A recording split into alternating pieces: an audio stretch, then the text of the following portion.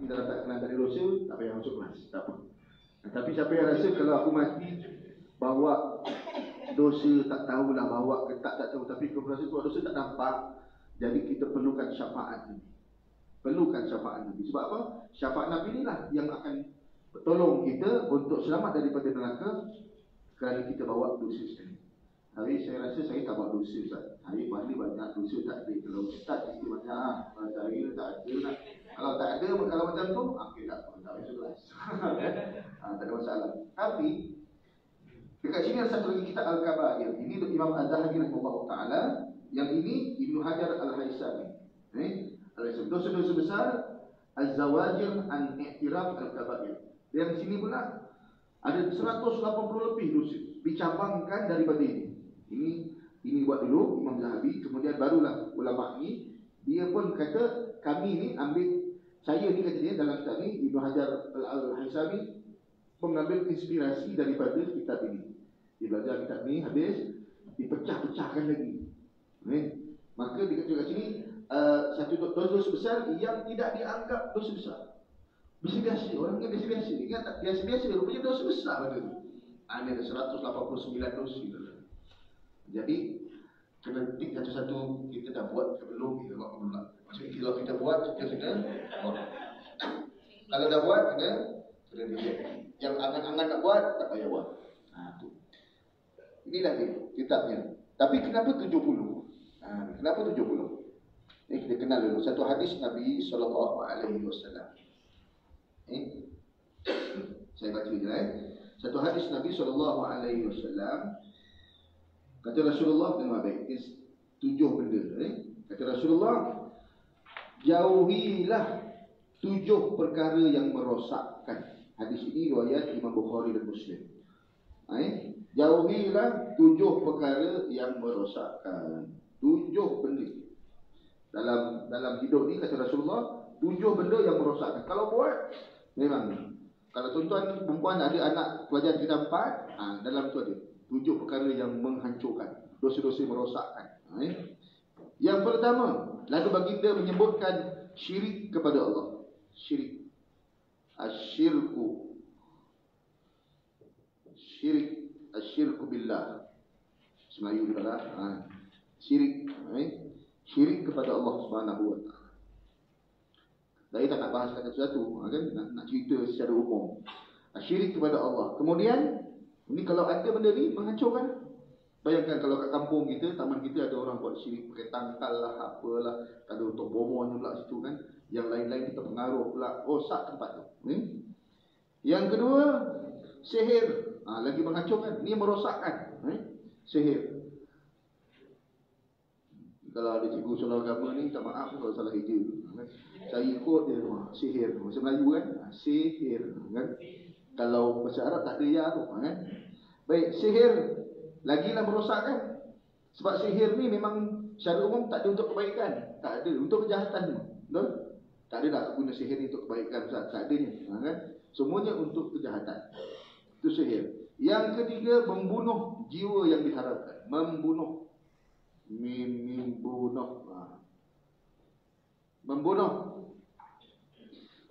Membunuh yang tidak dibenarkan. Ada bunuh yang dibenarkan? Ada. Balas bunuh dan sebagainya bukan kita lah, tapi ada part-partnya yang boleh kita bunuh begitu. Memakan harta anak yatim. Harta anak yatim. Harta anak yatim. Jadi ini perkara yang menghancurkan. Kalau ada kalau dibuat semua lagi teruk orang ni. Syirik pun dibuat, sihir pun buat, bunuh orang, lepas tu harta anak yatim dimakan. Orang hancur tu orang ni. Kemudian dia haramkan makan harta anak yatim, makan riba. Ni paling ramai sikit. Orang makan nasi, dia makan riba. Riba. Riba apa riba? Dah ulang kan. Kemudian meninggalkan medan perang. Ini tak adalah sebab kita tak ulang. Tinggalkan medan perang. Saya kalau tulis Jawi kadang-kadang budak-budak tegur. Ustaz salah, jawi kita jawi lama. Kita mana baru belajar jawi-jawi moden kan. Okey. Tinggalkan medan perang. Dah masuk medan perang, musuh 3,000, kita 2,000. Takut balik. Tinggal 3 orang, habis. Bersih. Ni, gitu. Nasib baik aku tak perang macam ni. Lagi satu adalah menuduh perempuan mukmin dengan yang baik dengan zina. Maksudnya qazaf. Qazaf. Qazaf ni apa? Menuduh orang perempuan yang baik dengan zina. Tapi kita nak tengok yang mana ni? Inilah ni. Ketujuh dosa besar ni kata 70. Mana datang 70 tu? Maka Ibnu Abbas radhiyallahu anhu, sepupu Nabi SAW, dia berkata, ni Rasulullah bagi. Rasulullah kata 7 saja. Ada 7 saja.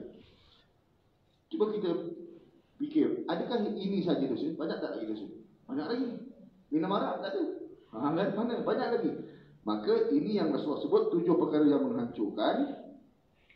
Maka Ibnu Abbas radhiyallahu anhu menyebutkan kabair itu jumlahnya lebih dekat kepada 70 daripada 7. Nabi nak cakap yang asas sahaja sebenarnya lebih dekat 70. Maka siapa yang kata 70? Ibnu Abbas memang pakar takwil yang didoakan oleh Nabi SAW. Dia kata 70 bilangan dosa besar itu ada 70. Itulah yang lebih tepat daripada 7. Maksudnya Rasulullah sebutkan asas, bukan Rasulullah cakap tak tepat. Rasulullah sebut asas, maka dikembangkan oleh orang-orang yang faham akan asas hadis itu, iaitu Ibnu Abbas. Maka dia kata 70.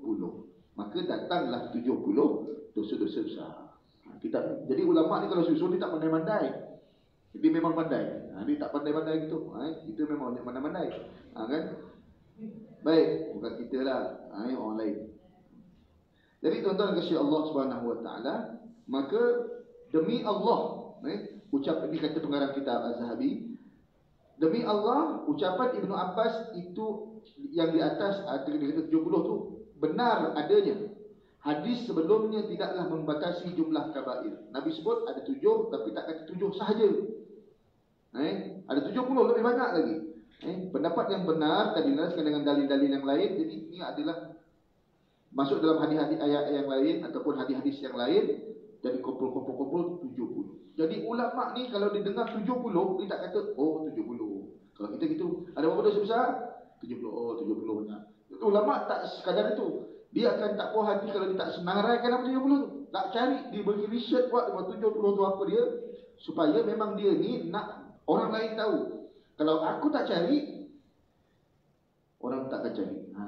Nanti orang ulama-ulama akan datang tak ada siapa, dia cari 70. Supaya orang pun baca. Pun tak baca. Tak baca kan. Tak payah baca pun tak apalah, ustaz bacakan je. Tak dengar juga. Kan payah cukup itu. Dengar pun tak lah. Kan? Jadi yang datang ni bukan yang lain pun dengar juga. Ni saya dah khatamkan habis ni kat 2-3 masjid. Dah. Tak pun dah hancur ni, bukan hancur buka. Dia cakap kereta, kita break jatuh. Lama-lama pecah. Bukannya jatuh kerana macam buka. Break je, habis semua. Semua ke depan. Orang minta maaf dah. Tapi beg aku semua dah habis ke depan. Baik. Ada berapa? 70. Datangnya 70 dari mana? Daripada Ibnu Abbas. Rasulullah sebut 7. Ada satu kitab lagi dalam kita. 77 cabang-cabangan iman. Saya nak sebut je. Ada 70 cabang iman. Mana datangnya pula 70? Maksudnya yang baik pun ada 70, yang jahat pun ada 70. Di samping umur kita pun memang 60-70. Gitu. Jadi ada 70 tu cabang-cabangan iman berpandukan hadis Nabi SAW. Riwayat Imam Bukhari, riwayat Abu Hurairah, kata Rasulullah, al-imanu bid'un wa sab'una syu'bah wal haya'u syu'batun minal iman. Iman itu ada 70 lebih cabangnya, maka malu itu satu daripada cabang-cabang tersebut. Rasulullah sebut segi 70 lebih. Maka ulama-ulama senaraikan juga apakah yang 70 tu. Tapi ulama tak berani letak 80. 69 pun tak berani. Sebab dia kata 69 ada hadis yang lain 60 lebih.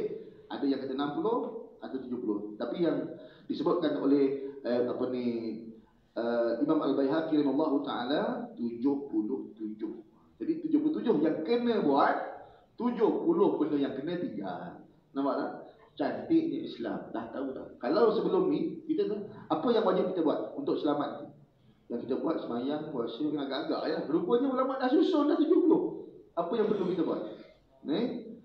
Yang haram apa haram? Itu pun yang zina itu. Rupanya ulama pun dah susun apa yang haram. Dia tinggal tick checklist je. Itu cantiknya Islam. Allahu a'lam.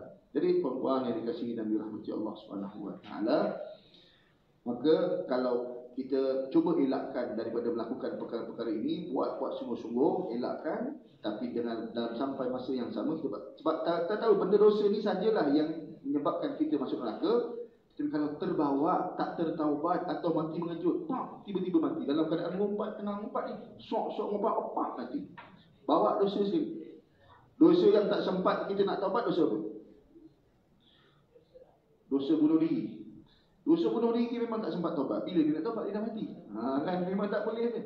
Maka ketika itu dosa-dosa yang kita bawa yang boleh menyelamatkan keampunan. Ya, keampunan kita. Kalau kita minta ampun, kalau anak kita minta ampun, kalau dah dibawa kepada mahsyar dengan dosa-dosa itu, yang selamatkan siapa? Dua ni. Rahmat kasih sayang Allah, dua lagi syafaat Nabi. Macam mana nak dapat rahmat kasih sayang Allah? Ada kelas lain. Macam mana dapat syafaat Nabi? Ada kelas lain. Subhanallah, banyak saya dah sebut tadi tu. Perkataan Allah Subhanahu wa taala, Allah sebut la'allakum turhamun. Mudah-mudahan kamu mendapat kasih sayang Allah. Mudah-mudahan kamu dapat rahmat Allah. Ada 8 ayat dalam Quran. Maka 88 tu yang dalam kelas saya dah syarah lah. 88 tu apa dia satu. Dia dapat rahmat. Dapat syafaat. Banyak-banyak hadis, tapi kita amal satu. Satu cukup lah. Ini untuk selamat kita daripada dosa besar. Saya bercadang nak sebut satu-satu, tapi perempuan pun tak buat kan. Cuma ahli-ahli syurga semua kan. Mana dia buat dosa? Adalah buat sikit-sikit je kan. Jadinya nak dapat syafaat Nabi yang paling banyak hadis, kita hadis yang sebut syafaat Nabi, 2 hadis ni tak ditinggalkan. Apa dia? Iaitulah doa selepas azan. Barang siapa yang menjawab azan sempurna, Allahu Akbar, Allahu Akbar, Allahu Akbar, Allahu Akbar, la ilaha illallah, dia jawab sempurna habis. Dan selepas itu dia membaca doa kelebihan untuk aku. Apa dia? Doanya ati sayyidana Muhammadanil wasilata wal fadilah. Minta doa, ya Allah, kurniakan Muhammad sallallahu alaihi wasallam apa dia? Wasilah dan fadilah. Wasilah ni kelebihan dan kedudukan yang tinggi. Siapa yang doakan aku masa dia dengar apa azan ni, maka halat lahu syafaati, dia akan dapat syafaat. Kan? Dapat. Jadinya selama ni kita ambil berat tak doa ni? Kita ambil berat doa kan? Tak makan tak baca doa, tak baca doa tu. Kan? Kita akan marah tak baca doa. Tak makan tak baca doa. Tapi lepas azan mak dia pun tak baca doa lepas azan. Padahal itulah yang mendapatkan syafaat. Hadis sahih lagi.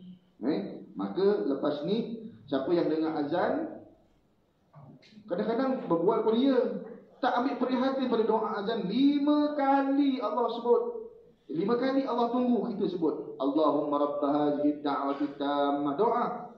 Tapi apa yang ada? Subuh ketika tutup semayang, tapi nak baca doa azan tak dengar. Macam mana? Dan Zuhur tak dengar nak baca. Semayang Allah tu, tapi doa je tak baca. Rugi. Rugi. Jadi sebenarnya orang yang datang awal ke masjid, dia akan dapat syafaat dan rahmat. Pasti dapat. Yang pertama, dia datang azan. Lepas azan, jarang orang-orang tak baca azan. Allah rabb hadhihi, baca. Lepas ni kena baca. Satu hari 5 kali Allah bagi peluang, 1 kali jangan tinggal. Maksudnya 5 kali Allah bagi, jangan sampai 5 tak buat. Sekali jadilah. Zuhur ke, asar ke, maghrib ke, kita baca. Sebab jarang-jarang orang baca doa syafaat ini ketika relax pukul 9 pagi, relax, Allah rabb hadhihi da'wati tammah. Pasal baca dia. Tak ada kecuali memang lepas azan je. Kan? Jadi Allah tunggu umat dia. Sebab jarang-jarang orang, tak sebanyak orang dapat syafaat. Memang jarang-jarang orang yang baca ni. Tak semua orang baca. 1,000 orang, 5-6 orang je baca. Maka lepas ni kita jadi 5-6 orang. Allahumma rabb hadhihi ad-da'wati at-tammah was-salatu. Doa yang kita dah hafal dah untuk dapat syafaat. Habis itu satu lah. Jadi kalau anak-anak dengar azan, diam. Ini kalau dengar azan, biasa buka TV, dah tutup azan dah kan. Azan biarlah buka dulu, lepas azan baru tutup kan. Ada azan lagi kat TV? Tak ada. Tak dengar azan. Ada. Memang tak ada. Jarang-jarang ada. Kalau ada rakaman ni. Doa tu kan dulu ada kan, anak-anak hafal. Kita apa dari situ lah. Tak apalah. Kita cari lain, banyak YouTube ada.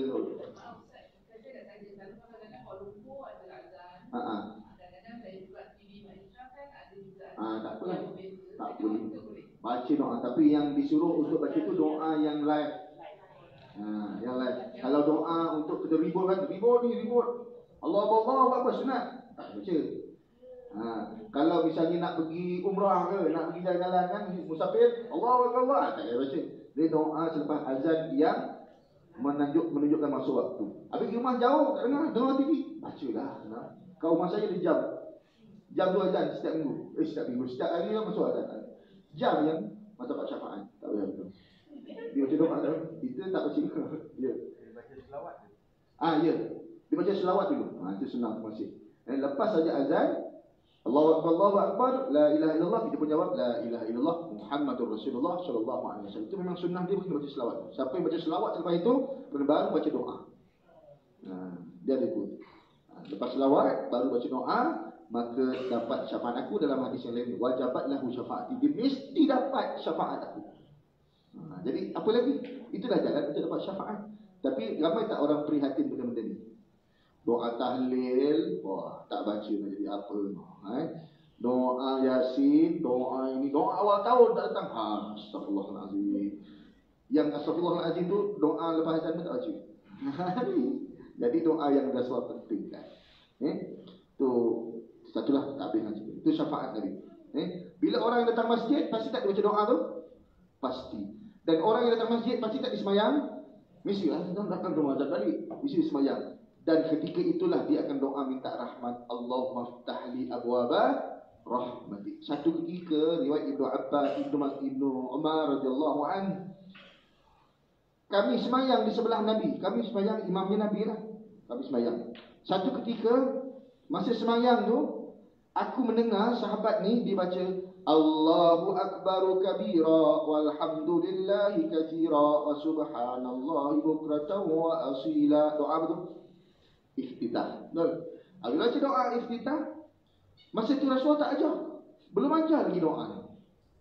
Yang Rasulullah ajar ialah wajjahtu wajhiya lillazi fataras samawati wal ard hanifan muslima wa ma ana minal musyrikin inna salati wa nusuki wa mahyaya wa mamati lillahi rabbil alamin la syarika lahu wa kabirtu wa ana awwalul muslimin. Itu doa Nabi. Yang doa Allah berkabira alhamdulillah katsira wa subhanallah ketawa asila Nabi tak ajar. Tapi aku dengar sahabat baca sebelah. Lepas sembahyang Nabi Rasulullah tulis belakang man qala kaza wa kaza. Siapa yang baca tadi? Bukan nak marah. Itu bahasa saya lah, Rasulullah baca lembut lah suaranya. Siapa yang cakap tadi la ilaha illallah apa ni? Allah berkabira. Siapa yang baca? Man qala kaza wa kaza. Siapa yang baca tadi? Maka sahabat kata, ana ya Rasulullah, seorang sahabat. Maka ajibtu, aku pelik, aku takjub betul. Bila kau baca tu, aku nampak pintu langit terbuka. Aku nampak pintu langit terbuka, menurunkan rahmat kasih sayang. Pintu langit terbuka, menurunkan rahmat kasih sayang. Maka apa jalan nak buka rahmat kasih sayang Allah? Baca doa ni. Maka Ibnu Umar kata, sejak tempoh itu aku tidak pernah meninggalkan doa itu. Allahu Akbar kabira walhamdulillahi katsira wa subhanallahi wa asila. Ataupun wajah tu. Dua-dua lah, antara dua. Kita orang Johor hebat. So agama dua-dua tu doa iftitah dikira. Maksudnya salah satu. Kita bukan salah satu, satu-satu, dua-dua tak baca kadang. Allahu Akbar. Bismillahirrahmanirrahim. Alhamdulillahirabbil alamin. Jangan rugi. Walaupun benda tu sunat, tetapi umur macam budak-budak ni bolehlah kata sunat tu apa? Apa sunat? Sunat tu apa? Perkara sunat tu apa? Buat dapat pahala. Tinggal tak ada apa-apa. Dia boleh jawab macam tu. Yang belakang dia tak boleh jawab macam tu. Sunat tu apa? Tak boleh. Sunat tu apa? Buat dapat pahala, tak buat rugi. Rugi. Sebab dalam perkataan Allah Akbar kabira walhamdulillah katsira subhanallah wa ta'ala. Itu rahmat terbuka. Benda tu dah hafal lah. Itu saja. Semayang sunat ke, semayang wajib ke, jangan tinggal. Pun skip lagi. Allah Akbar kabira. Dah cukup nak skip lagi. Kan? Wallahu a'lam. Tak apa. Baik, tuan-tuan kasih Allah, kita belik kitab ni sikit. Dah setengah jam kita mukadimahnya. Itu dosa-dosa besar. Jadi ada berapa? 70. Macam mana dalam 70? Ibn Abbas. Ni datang 189 mana begini? Dipecah-pecahkan lagi. Contohnya, dalam ni kata melambat-lambatkan semayang. Ataupun mengabaikan semayang. Maka dalam ni diceritakan melambatkan semayang. Satu semayang ni berangan, ada pecah-pecahkan tu jadi 189. Bab semayang saja ada banyak ancaman-ancaman Allah Subhanahu wa ta'ala. Belum semayang dah ada ancaman. Belum semayang dah ada ancaman yang kita tengok. Dalam ni ada tulis. Apa dia? Orang yang basuh tumitnya ketika air semayang tidak membasuhnya dengan sempurna, kata Nabi SAW, wailun lil aqabi minan nar. Celakalah bagi tumit-tumit kaki dari kalangan ahli neraka. Tumitnya masuk. Tak, kalau tumit masuk, semua dah masuk. Maknanya apa? Tumit tu tidak dibasuh dengan betul ketika ambil wudu. Orang yang ambil semayang pun kena ancaman neraka. Yang tak ambil, yang ambil pun kena ancaman. Julu-julu kaki gitu je. Macam Nali Zapin. Masuk julu-julu, kaki pula, tangan-tangan pula. Kepala nasib baik tak julu gitu. Kalau tak kepala-kepala julu ambil semayang. Nasib baik ada tangan Zapin. Nah, jadi ambil semayang tak betul, awal-awal dah ada ancaman dah. Belum lagi masuk masjid ni apa lagi, semayang-semayang tak. Buat soft, jarak-jarak. Maka kata Rasulullah, siapa yang memutuskan jarak, dia ada keampunan. Siapa yang sambung jarak, siapa yang nyambung soft, ada keampunan. Banyak kalau nak ceritakan. Tapi tak habis nanti. Kita 1 jam je ni. Jadi kita tengok 70 itu apa dia. Sempat ni 70 ni. Yang paling besar ialah syirik kepada Allah. Ini kena buang dulu. Ini kena buang dulu syirik. Yang ada tangkal-tangkal, yang ada cincin-cincin sakti, kan? Yang ada keris-keris hikmah, sila buang. Orang Melayu ni sayang betul tangkal-tangkal buat ni kebal-kebal. Kan dulu-dulu ayat-ayat selempang dan sebagainya itu buanglah. Sebab memang ada dulu Kiai Saleh ni ayat ni. Itu kalau tengok keadaannya, ni kalau kita yang tak tahu apa-apa, ayat-ayat yang bukan Quran pun tak payah. Ada sambung ayat ni, masuk sini ada gambar sikit sini tak payah. Buanglah tangkal-tangkal yang ikat. Ada lagi pakai gelang hitam. Bukan gelang hitam kain. Benang hitam ikat tu. Dulu ada masyhur tu. Ada seorang doktor saya pergi, datang klinik dia, saya demam lagi. Datang. Ustaz, kebetulan Ustaz datang ni nak tanya saya ni. Ayo dah. Oh, tanya dia dah. Ustaz dia tanya kita. Ada perempuan Ustaz, dia datang, dia pakai benang hitam dekat pinggang. Keliling pinggang dia pakai kan. Kenapa pakai kat sini? Kalau pakai kat tangan, sibuklah orang tu cakap tak boleh lah, bid'ah lah, apalah, ini kurafat lah, pakai pinggang mau tak nampak. Dia nak pakai juga. Nak pakai tu, kalau kat tangan kan Ustaz bising, kurafat ni buang, pakai pinggang kan Ustaz nak silap pinggang ni tu. Maka dia pakai. Dia kata untuk apa ni? Untuk jaga keselamatan kita. Doktor pun kena pakai juga. Doktor kena syarah sini. Kan? Allahu'alam. Inilah orang-orang yang syirik. Kenapa saya suruh buang benda tu? Sebab walaupun banyak lagi bab-bab syirik yang lain, tetapi bab ini banyak orang Melayu pegang sama.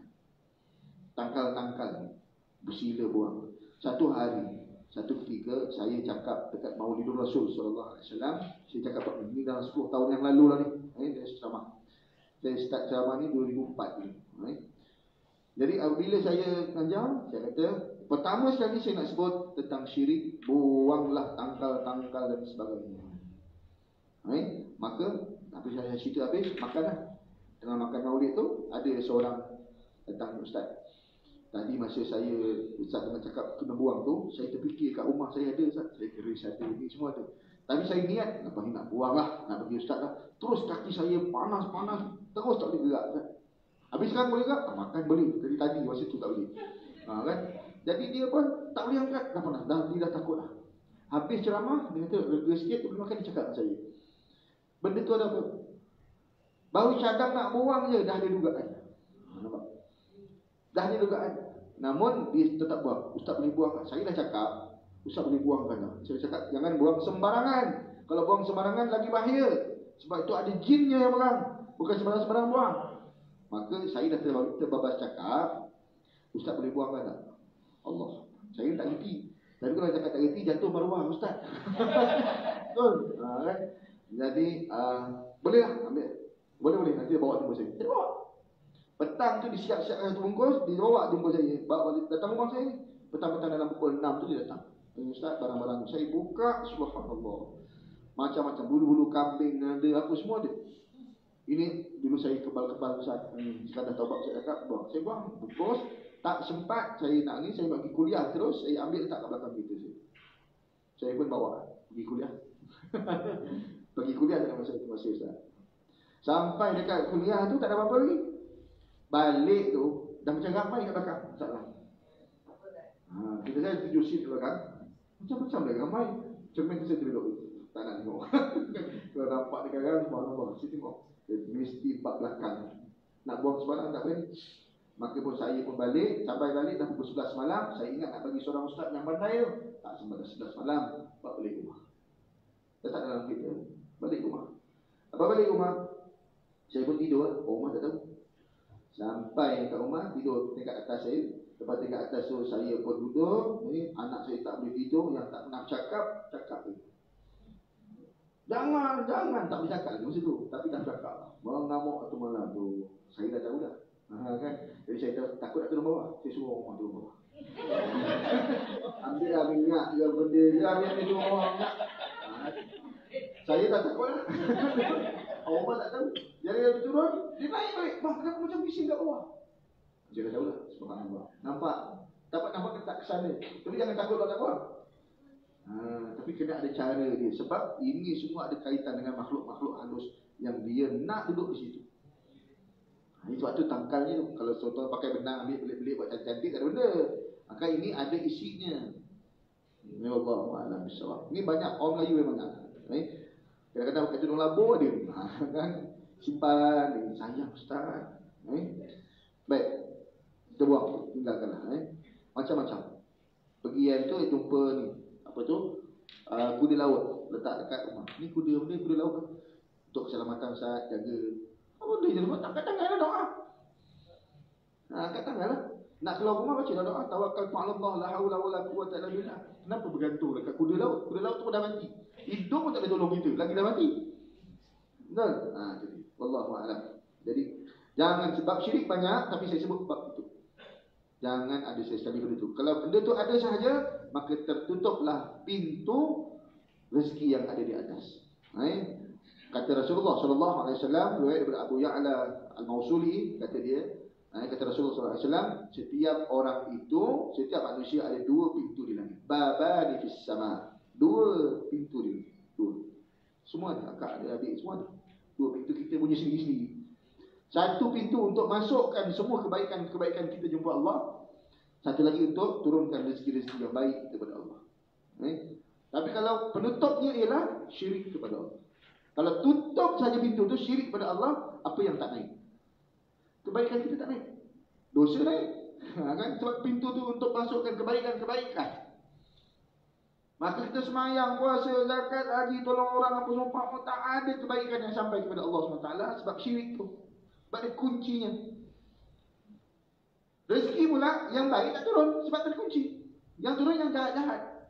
Yang sama namanya gaji juga. Yang sama namanya bonus juga. Tapi bonus dan gaji membawa keburukan pada kita. Tak membawa kebaikan. Wallahualam. Yang baik bawa duit tu gaji je. Masuk tabung masjid. Masuk tolong orang. Yang satu lagi, semayang tidak, masjid tak pergi, tu pergi part lain. Kan? Gaji sama tapi buruk namanya. Gaji apa tu? Rezeki yang buruk. Tertutup pintu rezeki baik. Tak turun rezeki yang baik. Tak naik ke jalan paling. Dengan sebab syirik. Kata Sayyidina Ali, pembukanya apa? Syahadatu an la ilaha illallah wa asyhadu anna Muhammadar Rasulullah. Itu pembuka dia. Wallahu a'lam. Baik, itu syirik. Yang kedua, mana yang sempat lagi? Kita sebut 7 pun okey lah, kan? Membunuh jiwa, bunuh orang. Tak bunuh lah. Saya pernah bunuh tikus, itu pun tak sampai hati. Tapi jangan ingat bunuh orang saja. Kalau nak cerita bunuh orang memanglah. Kalau bunuh jiwa, bunuh orang ni termasuklah kita bawa kereta gila-gila, langgar orang mati, sama.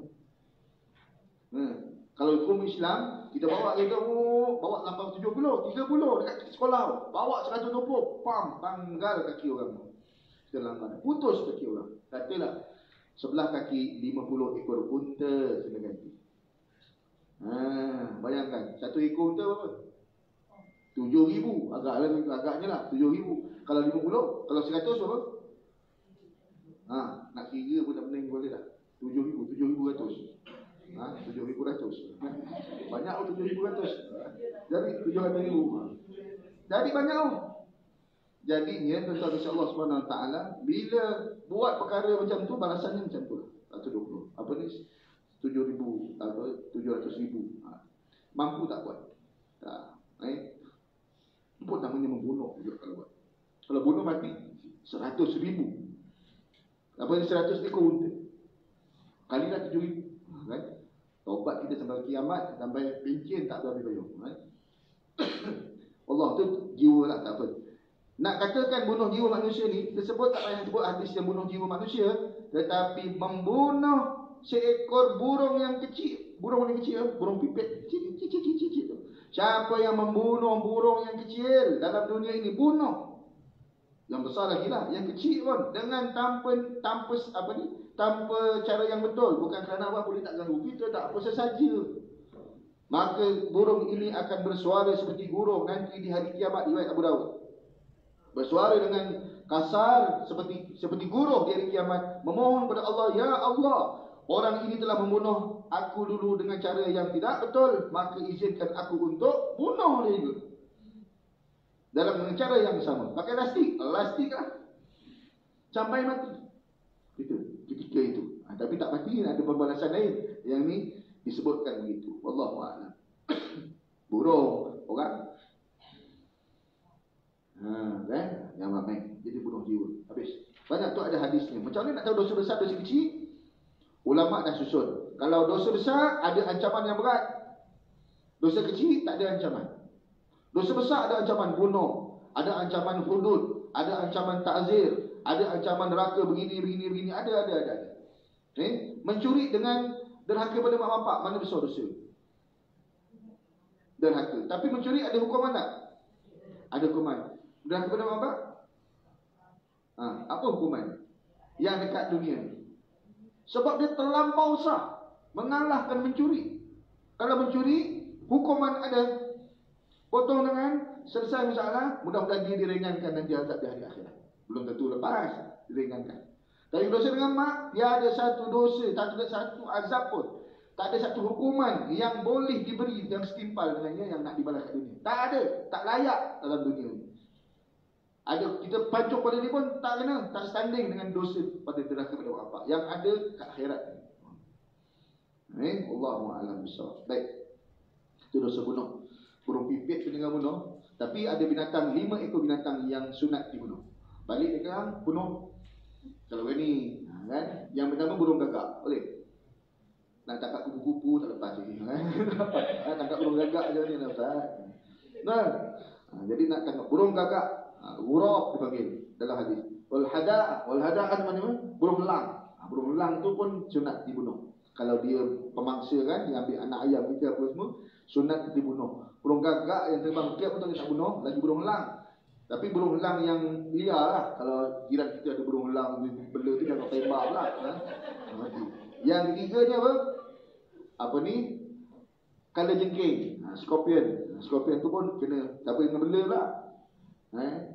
Maka dibunuh. Walaupun dia tak ganggu kita, boleh bunuh. Sebab dia bahaya. Kemudiannya anjing liar. Anjing liar ingat tu, bukan anjing belaan. Anjing liar, kan anjing dia kat sebelah Cina dia bunuh. Ada anjing liar juga sunat dibunuh. Sorak sikul ke apa? Wallahu a'lam. Pula dalam hadis lain, hadis tu tak ada. Orang bunuh juga pula. Tapi dalam hadis tu tak ingat. Aku tak ingat pun. Cicak pun je. Cicak pun ni dalam hadis lain. Tapi hadis ni tak ingat. Apa Ustaz? Tikus je. Al-fa'rah. Fa'rah tu tikus kena bunuh. Termasuklah tikus yang berkepak. Ada.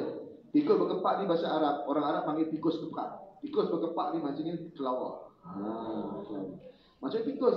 Tuan-tuan kalau ada peluang, ada izin, tengok muka tikus tangkap, muka kelawar. Kelawar, ikat, kelawar. Muka dia sama. Tak cari mungkin tengok. Tak ada kerja nak tengok Ustaz. Ya. Kalau macam semut ada tak? Semut. Ya. Kalau macam kita yang teman saya, kalau macam semut tu ganggu benda makan ke apa, okey itu tak apalah. Di situation kalau macam kat pintu pagar ke jauh pada benda makan, kan? Kalau perempuan ni nampak semut, nanti kau dia spray ikut jalur. Semua semua. Kalau jalur tu. Jadi kita cakap ni yang tak kacau. Dia bukan dikacau, yang kacau dan yang kita rasa dia akan mengacau. Kita ada sebab bunuh, tak apa.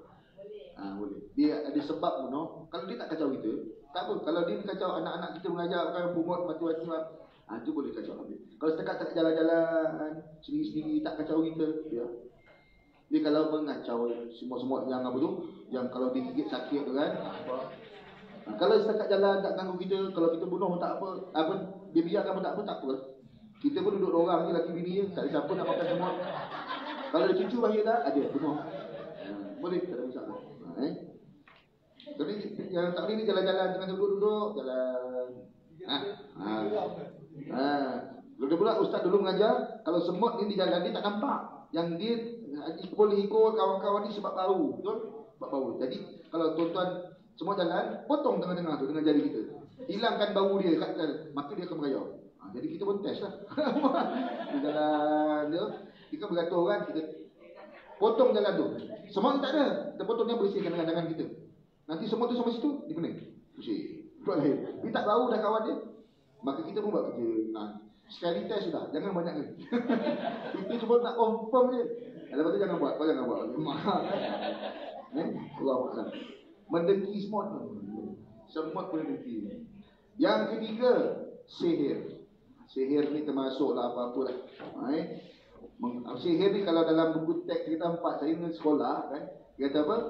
Memudaratkan orang dengan menggunakan makhluk halus.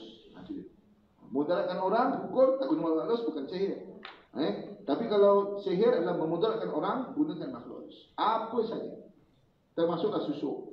Termasuklah apa? Susuk tu pun sama juga. Mudaratnya apa? Dia pakai, patutnya orang baik ni, rupanya dia dapat orang jahat. Macam bagus, bersih, muka lawa, baik tak lawa pun. Kan pakai susuk, memudaratkan orang. Ada juga yang lawa jadi tak lawa. Ada juga pakai susuk tu supaya jadi tak lawa. Kebanyakan je orang dulu pakai, apabila suami ni nak bermusafir jauh 6 bulan sekali balik, dia pakai, bini dia pakai. Bini ni cantik, tapi orang tengok geli tu. Tengok dia lah. Kan padahal lawa. Supaya bini dia tidak main kayu 3. Allahuakbar. Padahal suaminya lagi kayu 4-5. Itu sihir, saya tak nak sebut sangat, tapi kita elakkanlah. Yang keempatnya meninggalkan solat. Dosa ini. Yang lagi lambat pun dosa besar. Disyarahkan kat sini. Meninggalkan solat lambat. Allah sebut, wa khalafa min ba'dihim khalfun adha'us salah wattaba'us syahawat fasawfa yalqawna ghayya. Surah Maryam. Dia kata apa? Akan datang dalam Quran ni, akan datang satu kaum nanti selepas engkau, selepas para sahabat. Habis para sahabat dalam 100 hijrah, ganti beberapa tabi'in. Akan datang zaman tu nanti, zaman kita lagi jauh, 100 tahun lepas Nabi wafat. Kita dah 1000 tahun. Lepas tu faghalafa min ba'dihim khalfun, akan ada satu kaum adha'us salah, mereka ini mengabaikan salat. Bukan tinggal, mengabaikan dia. Apa itu disyarah kat sini? Ni lambat, sembahyang tengok-tengok atas, semua dalam ni. Apa lagi? Sembahyang, ambil sembahyang tak sempurna, lalu depan orang sembahyang. Dan abaikan sembahyang. Maka wattaba'us syahawat, dan ikut syahwat dia. Maka dia kehendak dia nak pergi sembahyang, kalau tak nak pergi, tak nak pergi, suka dia. Ikut hendak dia. Bukan bukan ikut iman dia, ikut kehendak hati dia. Fasawfa yalqauna ghayya, Allah akan campakkan dia dalam kesesatan ataupun neraka wahid. Nah, tu siapa tu? 100 tahun selepas kewafatan Nabi. Ini 1000 tahun lagi ramai. Dan Ibnu Abbas kata, bukanlah Abah Usalah itu meninggalkan sembahyang, tapi tidak menjaga sembahyangnya dengan sempurna. Wallahu a'lam bishawab. Baik. Itu tinggalkan sembahyang habis.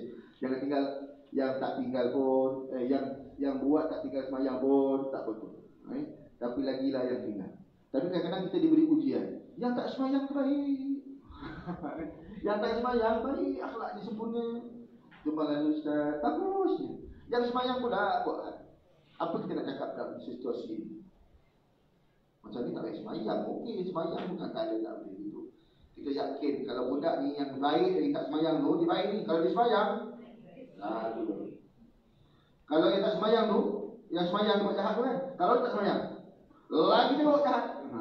Tapi kita jangan cakap dengan sembahyang ni tak jadikan dia baik pun. Tak. Pernah satu orang lelaki, seorang pemuda, dia ni baik, sombong, pergi sembahyang di zaman Nabi SAW. Tapi sebelum pergi sembahyang, dia pergi makawal dulu. Nanti bercanda-canda dulu, berbual-bual, baru pergi sembahyang. Lepas tu baru pergi sembahyang. Maka bapak saudara dia ni bukan Islam, tapi Rasulullah dah janjikan gitu. Bapak saudara dia ni cakap, kau ni tak berubah perangai dengan sembahyang, macam mana boleh kata sembahyang tu mencegah muka? Maka Rasulullah tak kata, dia akan baik, dia akan tetap baik. Maka akhirnya budak jadi baik terus. Kan? Dia sembahyang kekal istiqamah, maka dia baik. Wallahu a'lam bishawab. Jadi jangan tinggal sembahyang, jangan lambat-lambatkan sembahyang. Ni itu dosa susah tu. Yang pertama, yang kedua, yang keempat. Saya tebuk je lah. Bismillahirrahmanirrahim. Nak baca semua tak boleh. Yang ke-20. Baca senang. Kejap dia habis lah. Lagi ni. Iaitu berjudi. Berjudi. Memang tak boleh lah. Wallahu a'lam bishawab. Kata Allah Subhanahu wa taala, la ta'kulu amwalakum bainakum bil batil. Janganlah kamu ambil harta di antara kamu dengan salah, di antara dengan jalan judi. Berjudi, fight. Ada pertandingan bola fight. Kau nak menang, siapa menang? Nombor ekor kuda. Tahu nombor ekor? Ekor kuda. Magnum ekor kuda. Siapa yang lepas dulu? Kan? Kuda ni. Siapa kau ke mana yang menang? Mana tahu? Kita tak tahu. Kita tengok agak-agak kuda ni kot. Kuda nombor apa? Kuda nombor 2, 3, 2. Okey. Sampai semua kuda tu lambat. Kalah gitu. Itu nombor ekor dia. Sampai tak tahulah. Ekor kuda. Allah. Berjudi. Apa-apa pun berjudi. Yang kira nasib ni. Kira-kira nasib ni. Wallahu'alam. Baik. Seterusnya, bismillahirrahmanirrahim. Sama juga ni, makan harta orang lain.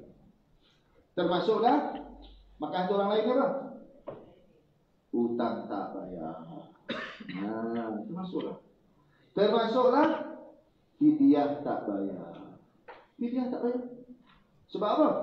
Fidyatun ta'amu miskin. Fidyah itu adalah makanan orang miskin. Maksudnya kalau perempuan tak puasa tahun lepas, kan? Tahun lepas tak puasa. 2 tahun lepas tak puasa. Uzur. Tak ganti. Tahun ni kena bayar fidyah. Katalah 7 hari, RM2 kali 7, RM14. RM14 pun diabaikan tak bayar. Berganda. Katalah jadi sampai RM700. Waktu yang sikit dah banyak, tak nak bayar. Jangan main-main tuan-tuan. Fidyah dia bayar sampai RM24,000 bayar kat saya. RM24,000. Yang paling banyak tu lah bayar. RM24,000. Saya pun macam mana nak bayar RM24,000 orang miskin. Miskin aku jadi nak bagi kami. Macam mana nak buat? Bagi Pak Imam sagu, bagi-bagilah. Banyak sebab tangguh. Tonggakkan tu. Dia riba pada fidyah. Tak apa. Itu memang Allah yang buat. Kan? Tak bayar. Masuk dalam kocik RM700 tu. Ada RM1,000 dalam kocik saya. Contoh contohnya lah. Tapi tak bayar fidyah. RM300 tu milik saya. Di RM700 tu adalah milik anak orang-orang miskin. Tapi dia tu ta'am miskin. Saya rasa macam duit ni duit saya keluar dari bank saya, masuk sini RM700, RM300. Saya ngajar RM300, duit saya RM700, tak bayar fidyah. RM700 saya makan harta orang lain. Itu termasuk. Saya tak ambil orang punya, kamu tak bayar fidyah. Harta tu orang punya, bukan kamu punya. Wa fi amwalikum haqqul lis-sa'ili wal mahrum. Antara harta-harta kamu itu ada hak untuk orang yang minta dan orang tak minta. Dia memang tak minta, tapi kita kena bayar. Satu lagi, makan harta orang lain, nafkah. Ini paling besar. Itu dosa besar. Kat sini ada bab apa, memberi nafkah ada kat sini. Memberi nafkah. Lelaki yang dia banyak lagi lah, minta tak habis ni, banyak dosa besar. Beli kat kedai, bagi sini. Kan memang tak belilah. Jadinya memberi nafkah ni pun satu lagi, tidak memberi nafkah pada orang-orang yang sepatutnya juga dosa besar. Ini last saya sebutkan. Tuan-tuan kasih Allah SWT.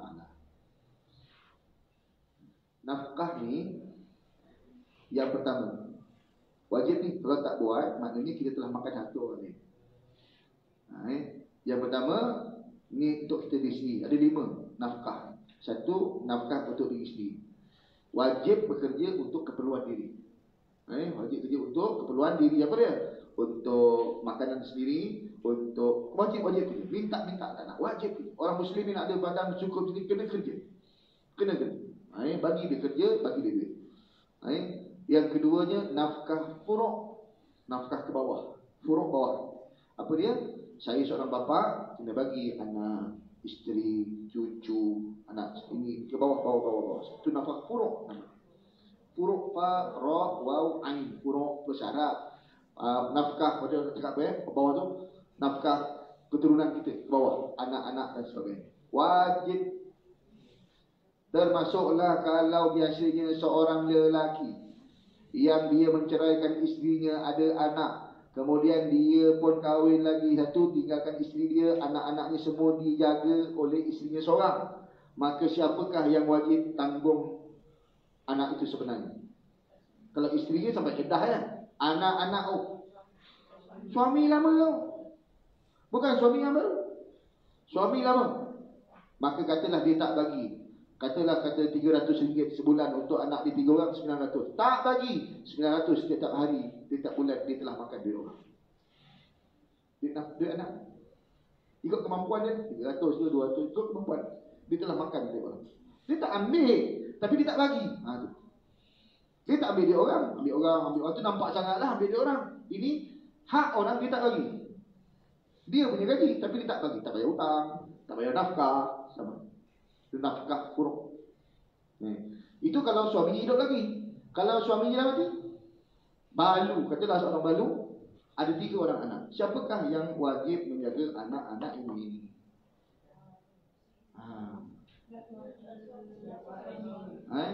Maka kalau suami mati, ada seorang isteri, tinggalkan 3 orang anak, maka isteri ini, kita cerita isteri. Isteri ini ditanggung oleh bapa suami yang belum mati. Kalau bapa dia dah mati, adik-beradik suami tanggung. Sampai bila ni? Sampai habis iddah isterinya. Habis iddah, kita pulangkan semula kepada bapa isteri yang asal. Maka bapa dia akan jagalah dia. Bapa dia dah meninggal, adik-beradik dia perempuan isteri itu. Jadi siapa yang adik-beradik perempuan yang balu, kita tak ambil kisah. Ya, baik. Siapa? Kadang kita tak bagi, kita tak tanya pun. Pandai dia lah, bekas suami dia punya harta banyak. Tak ada. Kita kena sekurang tak bagi pun tanya. Patutnya aku yang bagi kepada ni, tapi aku dapat, aku yang miskin pada kau lagi banyak duit. Aku datang ni nak bagi, tapi tak ada, aku nak minta sikit boleh. Kena bagi tahu lah.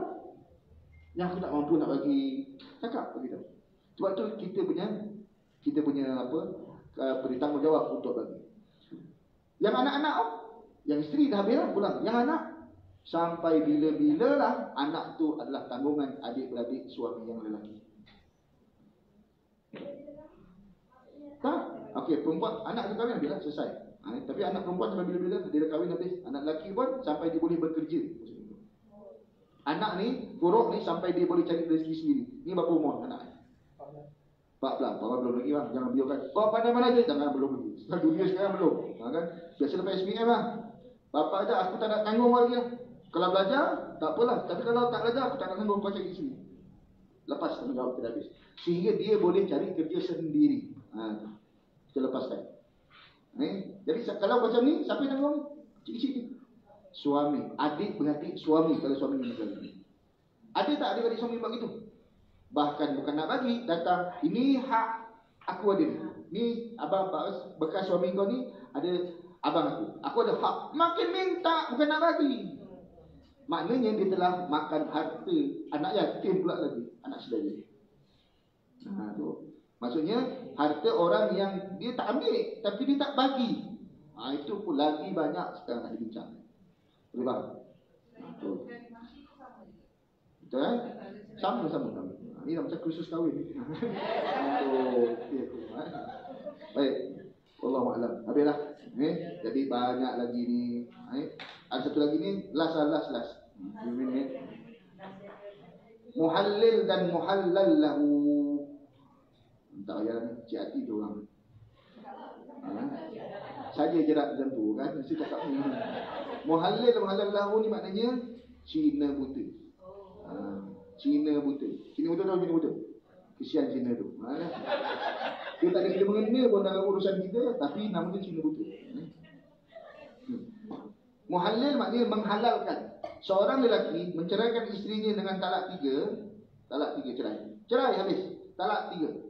Maka tak boleh rujuk semula. Dan rujuk walaupun habis iddah tak boleh, nak kahwin semula pun tak boleh, kecuali isterinya ini dinikahkan dengan suami yang baru, disetubuhi, diceraikan pula, barulah boleh diambil. Maka lepas cerai talak 3, gila talak. Macam mana aku ni pening. Ada seorang ni pening. Saya pun jangan jadi hero. Kenapa bang? Pening kepala. Dah lah Ustaz, saya ni dah ceraikan tapi menyesal pula ni nak balik. Yang bini pun menyesal juga. Dah menyesal. Tapi tak ada jalan penyelesaian. Awak nak nikah tak boleh. Macam mana ni? Awak kena nikah dengan orang lain. Tak boleh. Itu diharam. Jadi ada pula satu yang jadi hero. Ustaz Halim pun datang. Jadi hero. Okey macam ni. Ada jalan penyelesaiannya insya-Allah. Macam mana Ustaz?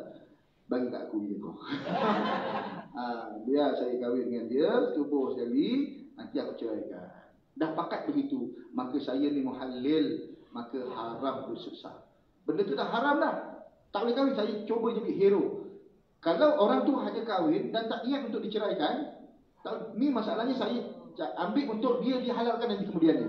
Saya dah memang nak kahwin, kemudian saya nak ceraikan balik untuk dia dua orang ni halal. Menghalal. Kalau orang lain kahwin, tak ada masalah.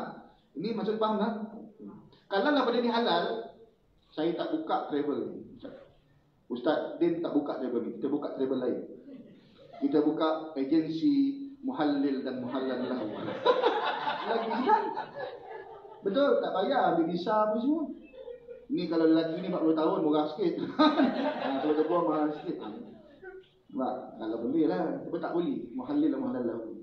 Cina-Cina buta ni tak boleh. Kalau tak tahu, tak apa. Tiba-tiba ada orang lelaki pinang dia, kahwin dia, aksiden pula lelaki tu kebetulan mati, dia ambil sepuluh. Boleh, tak ada masalah. Dia berniat untuk memang nak buat macam tu. Maka berdosa. Itulah yang ke-35. Selesai lah. Kan? Wallahualam. Ada pertanyaan? Ya.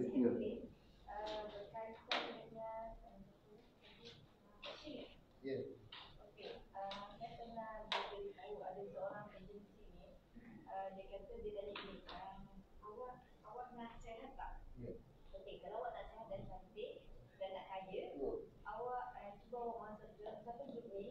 Mungkin ada mula dia cantik, dia ajar-ajar. Lepas tu dia jual produk. And then produk tu dia kata awak buat macam ni, awak buat macam ni. Nanti orang semua sayang kat awak. Dia bagi air lah, gula-gula lah. And then kita pun berdaya nak boleh. Dia produk untuk kecantikan cantik ini asal ia masuk akal. Kita ada hukum akal, hukum syarak, hukum adat. Hukum syarak kata boleh benda tu, kita buat. Okey, tak ada masalah. Hukum adat, hukum akal kata logik. Kau minum air ni, memang air best. Airnya air apa? Air jamu apa semua memang menceriakan muka, memang dah terbukti dengan hukum adat dan hukum akal. Saintis terpuji itu. Boleh, tak ada masalah. Jangan dulu. Nanti dulu. Kalau masuk akal benda tu. Ubatnya jamu. Jamu kalau makan nanti orang suka. Okey, tak ada masalah. Tapi tak masuk akal. Kalau yang tak masuk akal, kau pakai cincin, nanti muka berseri-seri. Apa hal pula? Apa kaitannya? Kau minum air ni, air garam ni, air biasanya. Kau cakap nanti muka berseri-seri, orang suka. Apa kaitannya? Kalau tak logik, kita syubhat. Syubhat baik tinggalkan. Kita takut syirik. Tapi mereka tak logik. Pakai gelang, benang boleh selamat dunia akhirat. Itu tak logik. Jadi benda yang tak logik, kita tak boleh pakai. Ambil kain, semua. Betapa dia sihat dia. Kan tak logik, maka dia ada benda syirik. Kalau logik, makan Panadol. Dan itu logik. Logik macam sains lah. Boleh. Itu yang kita pegang. Kalau syubhat, tinggalkan. Tak tahu. Boleh tak boleh? Boleh tak boleh? Tinggalkan kalau lebih baik. Ada buat kan? Betul tak bersisi kita?